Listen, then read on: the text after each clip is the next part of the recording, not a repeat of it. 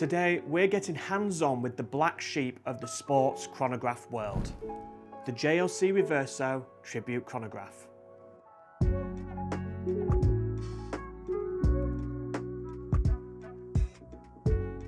Now, calling the Reverso a sports watch may leave some of you at home confused.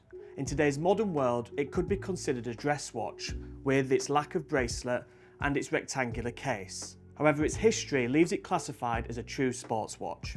The Reverso concept, a watch that can be turned over in its own support, was first introduced in 1931 and was designed specifically with polo players in mind. The watch could be flipped over to protect its dial and glass from flying polo mallets as an example.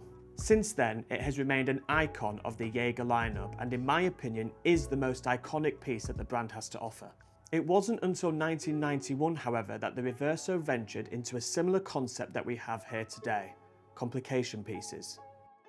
Starting in 1991 with complications such as power reserve indicators and dates, the brand then ventured into complications such as tourbillons and minute repeaters. But then, in 1996, they came along with something very similar to this, the JLC Reverso Chronograph. The watch was powered by the 829 JLC movement. It was the first manually wound integrated chronograph movement produced since the quartz crisis. Very important for the Swiss watch industry.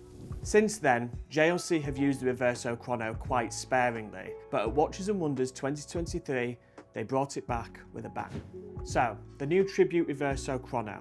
It comes in two types of material, steel and solid 18 karat pink gold, and we're lucky enough to be hands-on today with the piece that I would actually choose, which is the steel version.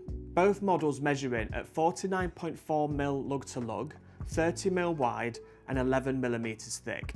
11mm thick is quite a slim profile for a watch with two faces. However, a lug-to-lug length of 49.4mm does mean that this watch wears quite large on the wrist. If you were to compare it to the standard monosecond Tribute Reverso, which has a 45.6mm measurement lug-to-lug, it does feel rather large on. However, I am also wearing a vintage Tank Louis, which is available at whatsonwatches.co.uk, so that could be altering my opinion. The front of the watch is really elegant. This sort of ice blue silver dial, a pair of Dauphine hands, and a very slim rail track around the markers. The front of the watch is true Reverso DNA, and that's the same with the chronograph pushers on the side as well, really keeping in theme with the slim rectangular design of the watch. From the front of the watch, you wouldn't even tell that this was a chronograph at all, which is what I really like about this piece. To me, it's a bit like an Audi RS6. From a distance, it's just a family estate car. But when you open the bonnet, that is where you find the 4-litre V8.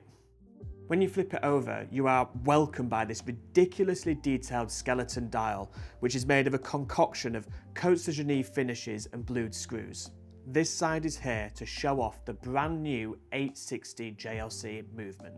Compared to its 859 chronograph predecessor, this watch is capable of being able to tell the time on both sides.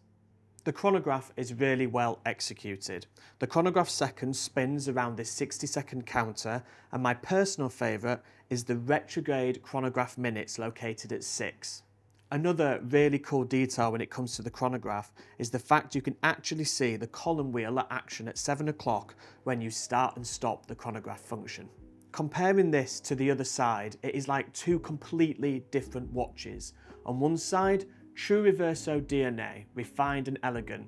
On the other side, watchmaking mastership at its finest. To assist with the different styles, both the steel and the pink gold option come with two different strap options. The straps are made by Argentinian polo bootmaker Casa Fagliano. One strap is this textile leather hybrid and the other is a calfskin leather strap.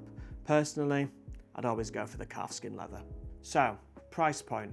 How much will the steel Reverso Chrono set you back?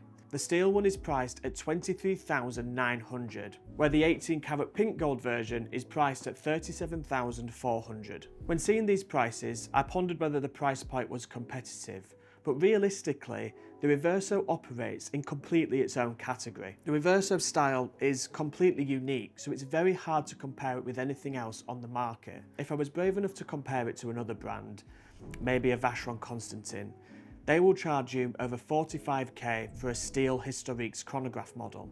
But this is the beauty of the Reverso. Realistically, it's not a fair comparison. You're still getting a fantastic in-house chronograph watch from one of the finest watchmakers on the market. But these are just my opinions. Would you pay over 20k for a steel chrono?